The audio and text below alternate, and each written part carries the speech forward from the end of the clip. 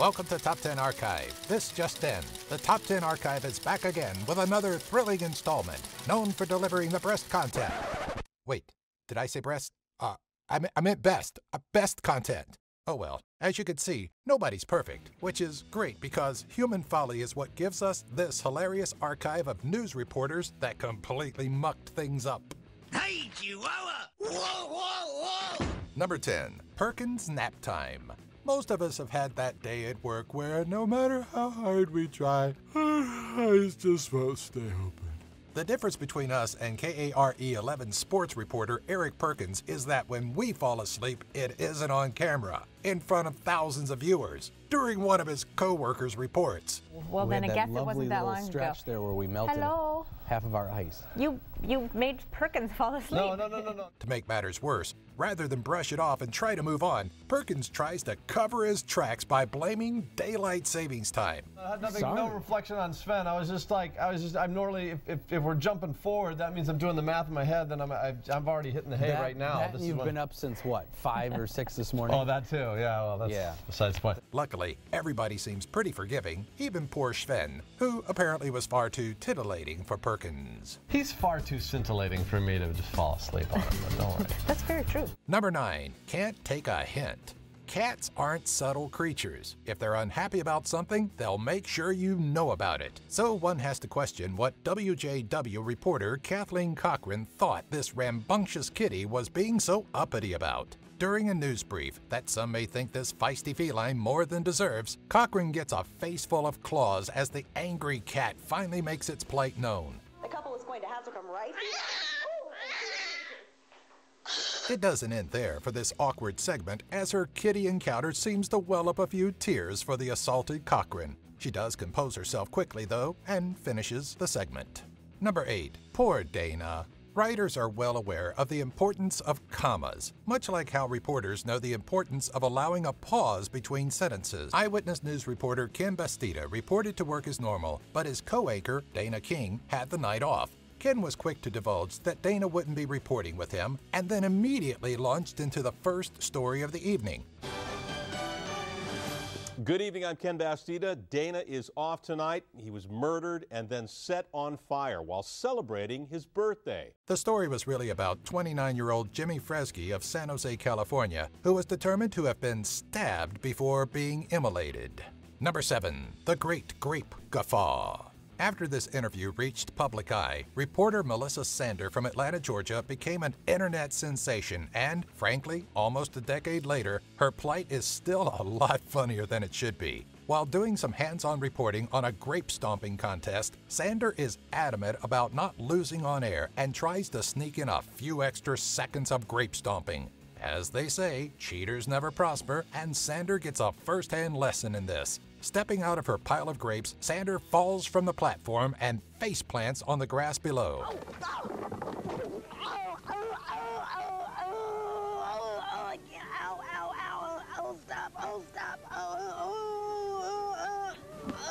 I can't breathe. Oh no, oh boy, dear. I think she's actually hurt. No, there. I think she is. Yeah, she's Ouch. hurt. She took a hard fall off there. Boy, Okay. gosh, I hope she's okay. All we can say about the noises that escaped her after she fell is that they would make a great remix. Stop.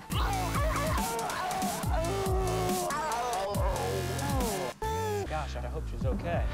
Number 6. Brian does his best. Search for the word disaster on Google, and chances are this catastrophic report will appear in the first few pages. If not, then it definitely should. Brian Collins was clearly not used to being in front of the camera during this sports segment for NewsLink at 9, Ball State University's student-run newscast. Tomorrow's game will be the meeting between the two, beating both.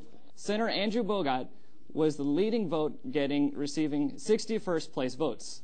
Stumbling over words, falling silent for awkward stretches of time, and struggling to keep up with the prompt were just a few of the many roadblocks Brian ran into during the 3-minute 30-second segment. The moments he did recover were comedy gold, especially when Brian tried to emulate ESPN's catchphrase-laden reporting style and came out with, Passes it to the man, shoots it, and boom goes the dynamite. A phrase he very quickly became viral for. And boom goes the dynamite. Okay, great. Thanks a lot for that look into sports, Brian. Yeah. Number 5. The O'Reilly Meltdown. Bill O'Reilly is far from a favorite person among the media circuit. In my mind, I think of you as a goon. So to watch him melt down like a baby in front of the camera is more entertaining than it should be. After an issue with the teleprompter launches him into a hissy fit during a pre-recording of Inside Edition, O'Reilly gets oddly confused by the phrase, "to play us out," which was in reference to a Sting video playing during the credits. There's no words there. To play us out. What does that mean, to play us out? Sting is going to do, it's a video, Sting video. What is, for credits. I don't know what that means, to play us out. What does that mean? After a back and forth with the show's producer, O'Reilly attempts to make it through the closing segment, but is so enraged that the words don't quite roll off his tongue. That's tomorrow, and that is it. Okay, 5. That's tomorrow, and that is it for us today. And we will leave you with a... I can't do it. Okay. We'll do it live. Okay. No. We'll do it live. It. Do it live. I'll write it, and we'll do it live. F***ing thing sucks. Eventually, once his meltdown subsides, the professional anchor makes it through, but not without leaving the internet with a rage-filled gem.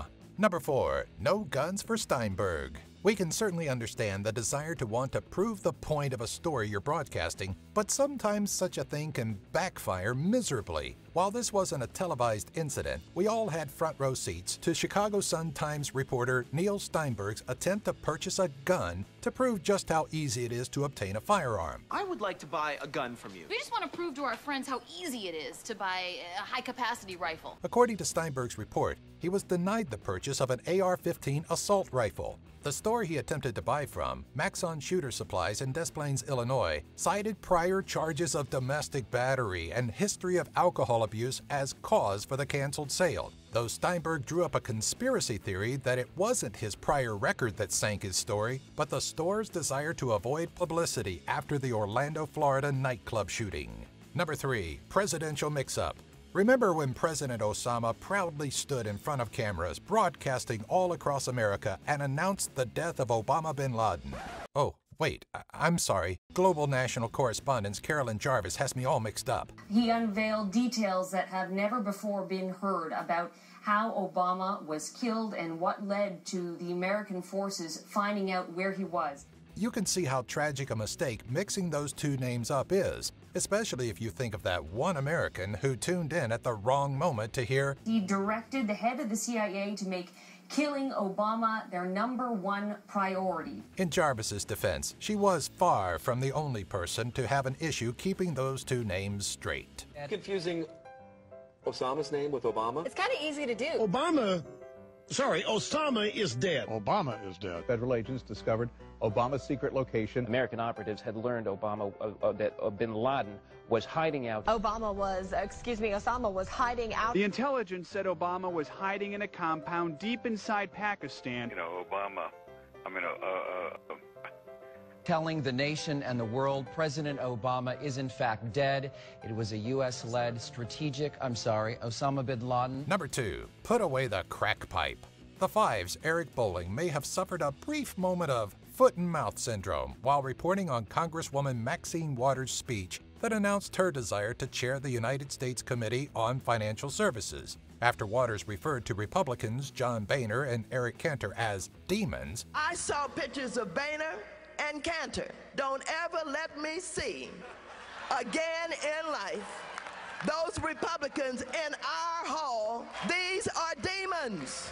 One could assume it would elicit an unfavorable response from any Republicans watching, such as Mr. Bolling. Like a true political scenario, rather than fire back with something educated and well thought out, Bolling decides to offer up some sage advice. The Congresswoman, you saw what happened to Whitney Houston. Step away from the crack pipe. Step away from the Xanax. Step away from the Lorazepam because it's going to get you in trouble. Bolling states not long before he's back on the air backtracking his thoughtless comment. All right, before we get started, I just want to say I was kidding about the crack pipe, just kidding, but honestly, the rhetoric, you know, we knew that. Number 1, Rob Leth's bad idea. We've all had bad ideas from time to time, but so few of them have led to one of the finest pieces of news reporting that we couldn't help but give Global News' Rob Leth the #1 spot. While enjoying a fun-filled broadcast in the snow of Toronto, Leth attempts to determine the winner of an inner tube race down a steep slope. Not realizing that standing in the way of the speeding human carrying rubber bullets is a terrible idea, Leth gets plowed into by one of the racers. In an effort to avoid collision, the reporter tries to jump out of the way, but only winds up performing an impressive front flip that, after about 2 seconds of airtime, lands him on his back. Here it comes out, and this... A man dedicated to his craft, Leth is quick to recover his mic and closes out the segment. That was a bad idea. At Riverside Park, Rob Leth, Global News.